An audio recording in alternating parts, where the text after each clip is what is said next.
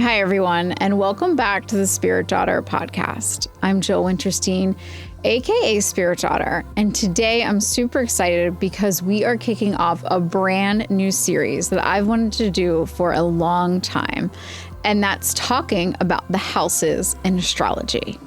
And so if you've ever looked at your natal chart and wondered what all of those pie pieces were, this series is for you.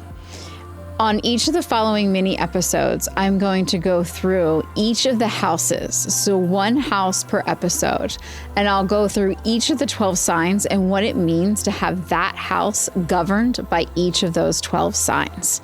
So we're going deep. This is going to give you a really practical foundation on your natal chart, on astrology, and on the houses.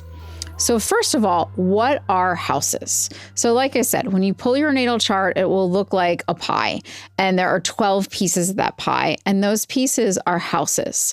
And so planets are pieces of your personality, and the signs theme those pieces are parts of your personality. The houses are areas of your life that these personality pieces show up in. And so our houses are where the energy happens. So say you have a sun sign in Pisces in your 11th house. Your 11th house is where that sun in Pisces energy is going to show up the most in that area of your life governed by that house. And so houses are really, really important. And before I go any further, just know that it's okay to have empty houses in your chart. I get this question all the time. What are houses? And my houses are empty. My sixth house is empty. Does that mean I still have service in my life? Do I have gifts in my life? Sixth house is all about gifts and services and offerings. Yes, you still have that area of your life, even if that house is empty. It's still important for you, and it's still important to know about it, because at some point, the moon, the sun, a planet is going to transit that house, and it's going to amplify the energy of that house for you, even if you don't have natal placements there. So empty houses are okay. And I even will go further to say they can actually show us uncomplicated areas of our life. If we see a lot of planets, a lot of placements in a house, there usually means there's some complication. There's some layers to dig through. There might even be some drama to understand, unravel. But if you have an empty house, it's still there. You still have that area of your life. Planets will still transit it. They'll still impact that area of your life. And you might not have as much complication or drama in that area of your life compared to a house that is full of placements and therefore full of pieces of your personality. So let's get started with the first house. The first house in astrology is our house of identity. So this house starts our chart, and it begins with our ascendant or rising sign. So this is the rising sign that was coming up on the horizon when you were born. And this is why it can be important to know your birth date, because that determines your rising sign, it determines your first house, and it kicks off your entire chart. So if you don't know your exact birth time, that's okay, but just know that you may not fully understand where all of your houses are placed, or really what zodiac signs are theming each of your house, because that precision comes from knowing your time of birth. So that's why it's important, and that's why we always ask in astrology your time of birth. You still can get a lot out of your birth chart if you don't know your birth time, but to get the most out of it, we want to plug in that birth time so that we know our rising sign and we understand our first house. And so if you're Aries Rising, Aries will begin your chart and it will theme your first house. So let's talk about what that means. We're going to go through each of the zodiac signs and what it means to have them as your rising and governing your first house of identity.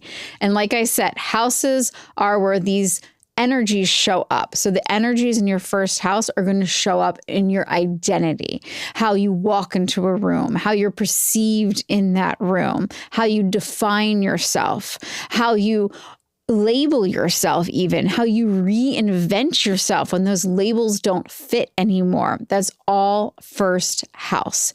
It's who you are. Think of it as your I am statement house. So what does it mean to have Aries rising in this house, to have it governed by Aries? It means you walk into a room with fire, with action, with determination. It's felt. People can feel your intensity. Even if you have a Pisces sun, even if you have a Cancer moon, even if you have softness behind that rising sign, people will meet that Aries part of you first. And your entire chart will be ruled by Mars, which is the ruler of Aries. So your chart ruler will be Mars, and you'll want to find where Mars is in your chart, what house it's in, and what sign it's in as well, because that's going to be one of the driving engines of your chart. And Mars is all about passion. It's about motivation. It's about ambition. And so part of your identity is going to be ambition. It's going to be about showing your passions to everybody else as part of who you are. You're going to want to be known by your passions. And you're also going to have a lot of energy. You're going to be known as the person who takes action when they need to. This is classic Aries rising. Next up, Taurus rising. So when Taurus governs the first house. So this is quite different than Aries. Taurus is slow, grounded, stable. And so when Taurus rising walks into the room, people feel a sense of peace. They may feel their energy slow down. Taurus risings might seem like they're stubborn, or they move slowly, or they're fixed, but really they're very thorough. They're grounded. They're in the moment. They're not worried about the future or the past. And that's part of their identity. They're seen as very present people who are here to help bring presence to everybody around them. So this isn't about rushing to the next thing or over talking or oversharing. This is about sitting down and having quality conversations with someone. Conversations that might help bring out truth, that might bring out alignment through the gift of sheer presence. Taurus risings are ruled by Venus. So their chart ruler is Venus, the ruling sign of Taurus. So they're going to want to know where Venus is in their chart. And beauty is going to be very important to them, not in a superficial way, but in an aesthetically pleasing way. So they need to have a beautiful container in their home. They need to be surrounded by things that help them feel their own inner beauty so they can bring that out. This is part of their identity. They're known as the people who help create containers that can hold and express beauty. So if you're a Taurus rising, look around and ask yourself if the color of your walls and the furniture you're sitting on bring you comfort. Are they that container you need to bring your gift of pure presence inward to your identity and outward to the people who need it? Next up, Gemini rising, where Gemini governs the first house. Gemini rising people often come off as young and playful. They like to talk. They communicate a lot. They have no issues with small talk and usually are the life of the party. They're the social butterflies out there. This is part of their identity. People might even describe a Gemini rising as somebody who socializes with ease, who can fit in any situation, who knows how to talk to anyone from any variation of life. They're ruled by Mercury. So Mercury is their chart ruler. Mercury is all about communication. So Gemini rising, they may be writers. They may be great communicators. They may be speakers. This is part of who they are. They are known for how they communicate. They also are known for their ability to draw in and understand and integrate information quickly. Their minds move fast, and they're able to open up their minds to different perspectives. And they might even be asked about this often from the people around them to see different sides or different viewpoints, because like I said, that's part of their identity. Next up, Cancer rising. Cancer governing the first house.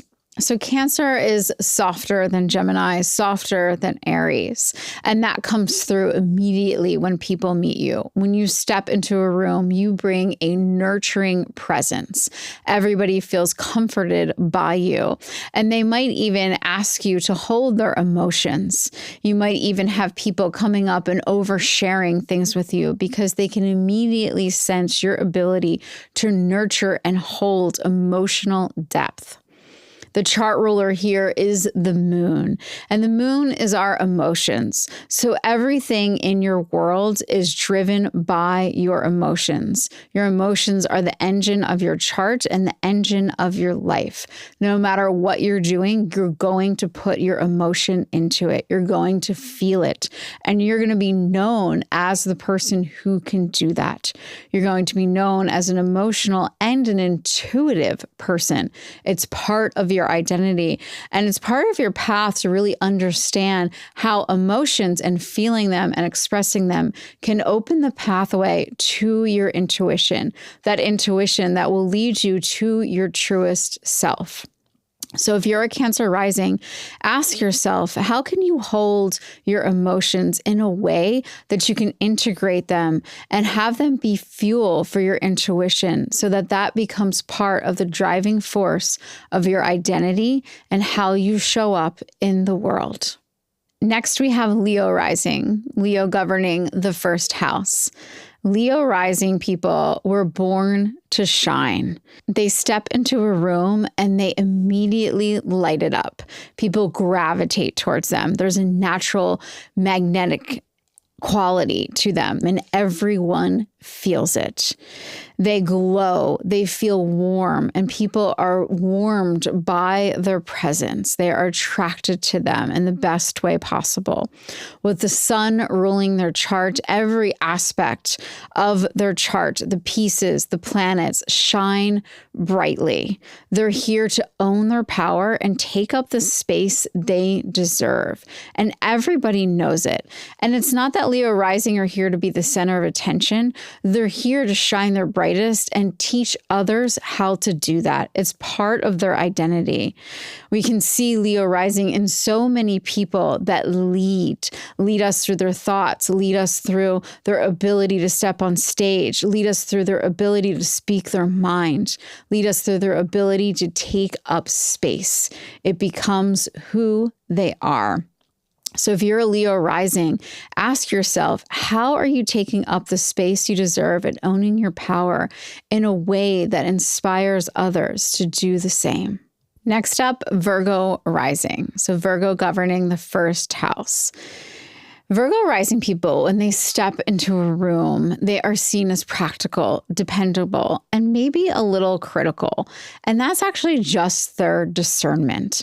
Virgo rising are very discerning. They understand what works and what doesn't immediately. And it's part of their identity. And people feel this. So sometimes people can feel uncomfortable around Virgo rising people because they know they're seen in their full complexity.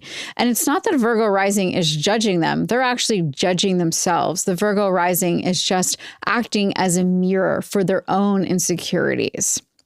Virgo rising, though, are ruled by Mercury. So Mercury is the chart ruler, much like Gemini rising.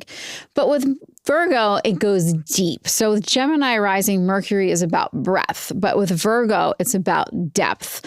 And they have sharp minds that they're really known for. They're very detail oriented, and they can spot an error a mile away, and they can be known for that. People can say, oh, hey, send this project over to so-and-so. They're a Virgo rising. They may not even know they're a Virgo rising. They'll find any typos or any errors immediately because, again, they have that power of discernment, not judgment, but discernment. And so it's really important to distinguish those two things. So it's not that Virgo rising are judging themselves or judging anyone else. They just can see the details, some of the subtler things that others miss, and they're known for that. So if you're a Virgo rising, ask yourself how you can use your power of discernment to help you heal, because Virgo is the sign of the healer, and to help others heal. Be known for this power, not as judgment, but as a mirror, a place of reflection where others can heal in your presence. Next up, Libra rising, with Libra governing the first house. So if you have Libra rising, when you walk into a room, people immediately feel at ease in your presence. You bring a sense of peace and balance with you everywhere you go. You might even be described as charming, or you may have a calming voice, or something about you is calming to people. They'll place it within your identity. So you get to be known as having this calming aspect as part of who you are. Venus is your chart ruler. And so art and aesthetics are really important to you. So are relationships. It's important to feel balance as well in your relationships. And for you, it's also important to put the people at ease around you in your relationships, which means you might end up people pleasing or feeling guilty at times. And it's really important for you to notice that and step back and know that you can put yourself first, and that true balance in any relationship, including the relationship with yourself, really requires saying no and having boundaries and holding those boundaries without guilt. Overall, though, your identity is all about balance and creating balance in a way that feels good to you and to everyone around you. Moving on to Scorpio rising, where Scorpio rules the first house. So if you have Scorpio rising, when you walk into a room, your intensity is immediately felt. Some people may even feel scared of you. They may feel confronted by your energy, or they may run up to you and tell you their deepest, darkest secrets. Your depth is felt. You have both Mars, which is the traditional ruler of Scorpio, and Pluto, the planet of transformation, ruling your chart.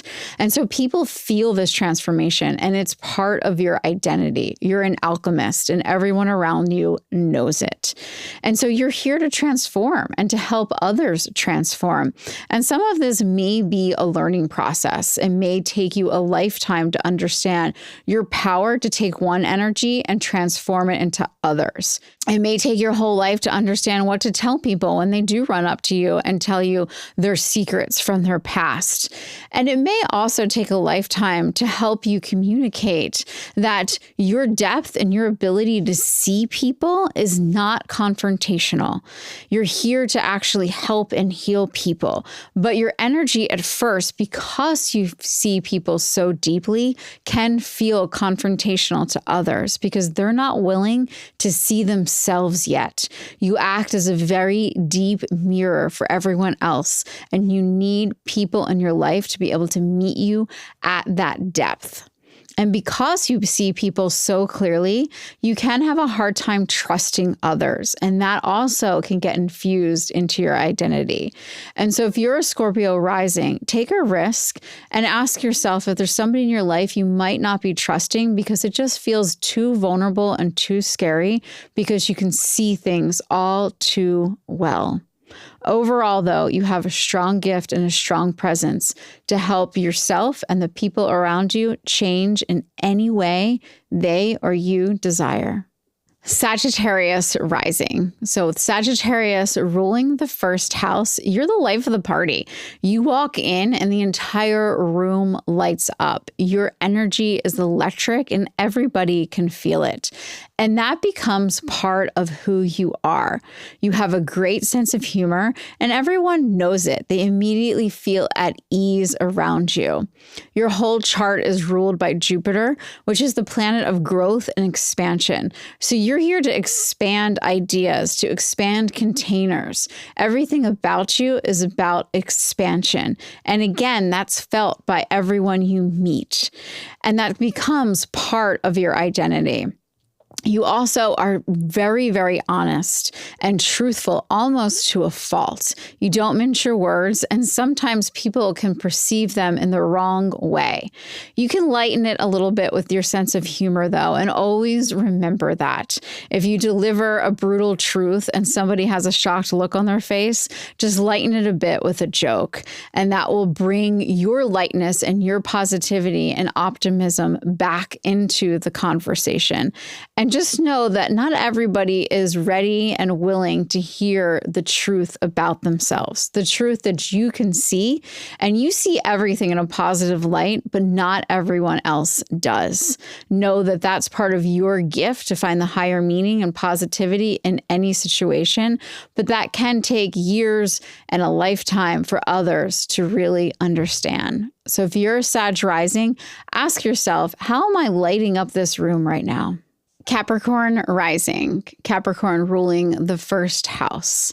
If you have Capricorn rising, when you enter a room, you're immediately perceived as a responsible person, maybe somebody who's serious, who's mature, who's wise beyond their years. You carry this energy of discipline that people can depend on you. You're known for your dependability. It's part of your identity.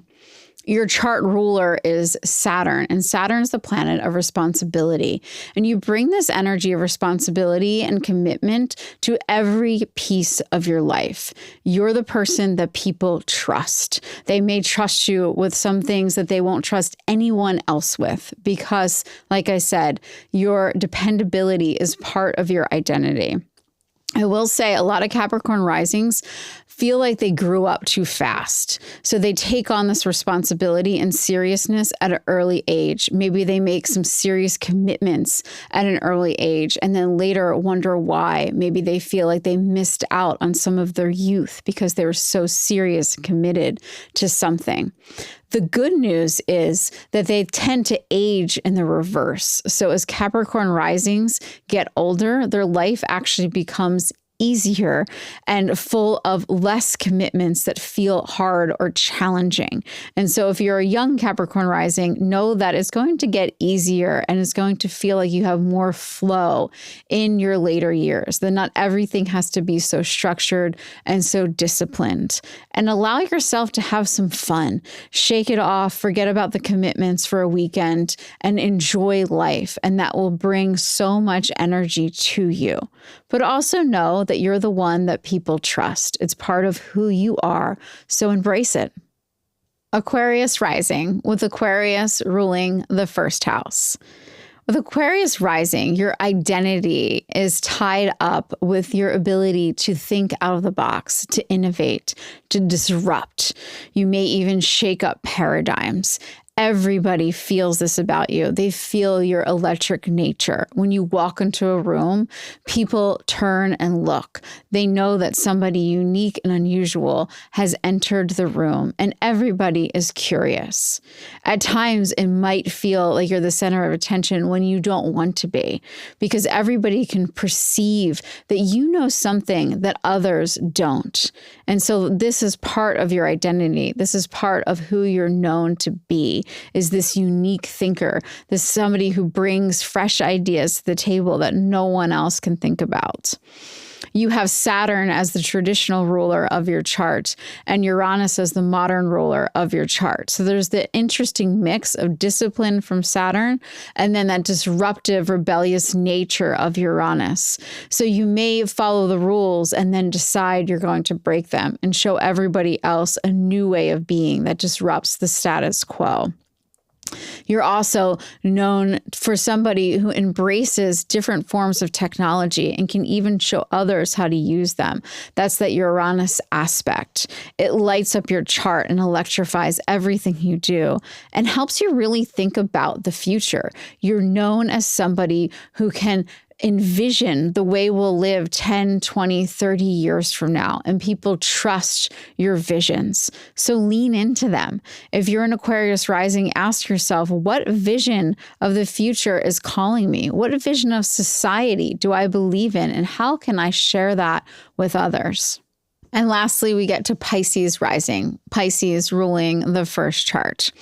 With Pisces rising, you are immediately perceived as somebody who is soft, somebody who is a healer, somebody who understands emotion and intuition, as somebody who's empathic.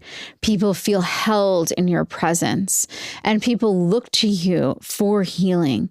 They also look to you for creativity. It's part of your identity to create and to help heal others through that creative expression. Your chart is ruled by Neptune, the modern ruler of Pisces, and Jupiter, the traditional ruler of Pisces. And so Neptune has this dreamy quality about it. And you bring this dreamy quality into everything you do. You bring your ability to create beautiful visions and dreams into everything you do. And it's part of who you are. You're known to be a dreamer. You're known to bring this element of universal energy everywhere and into every room you walk in. When you walk into a room, people feel at ease in your presence. They may even let their guards down. You help dissolve boundaries, and therefore you can help merge people who might have differing viewpoints so that they can connect and understand that we're all connected in this world. You have a special magnetism about you that people are drawn to because they know you understand them.